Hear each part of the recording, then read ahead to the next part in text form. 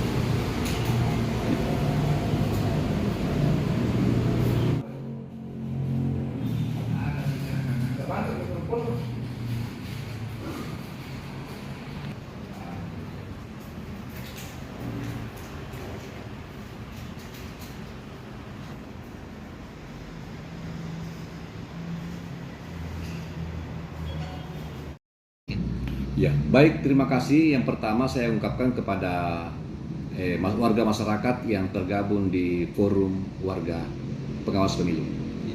Atas informasi dari anggota forum warga pengawas pemilu ini, diperoleh informasi terkait adanya pertemuan antara penyelenggara dengan bakal calon legislatif yang berada di calon legislatif yang dimaksud adalah Makassar A dan di sekitar pusaran wilayah Mamarita, Mamajang, Mariso dan Tamalate.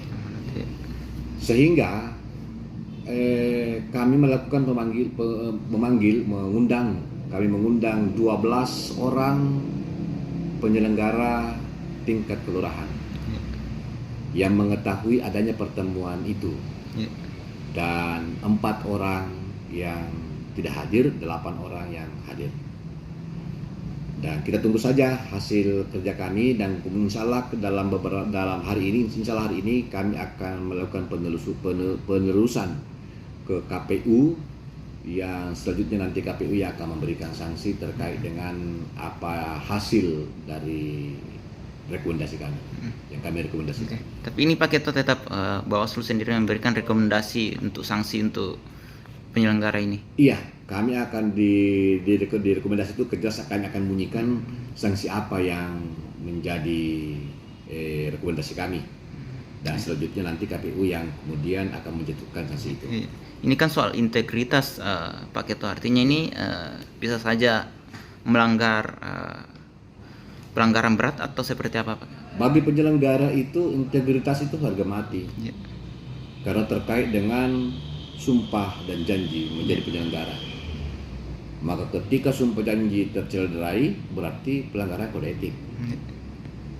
Bagi penyelenggara itu sudah harga mati, dan kalau sifatnya bermain mata dengan peserta, ya juga masih dalam ada pengkategorian tergantung dari hasil kajian kita sejauh mana efeknya, efek yang ditimbulkan dari pelanggaran, dari perbuatan.